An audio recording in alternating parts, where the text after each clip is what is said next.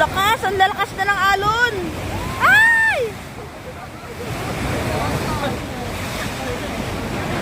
O, di ba? Ang lakas na ng alon.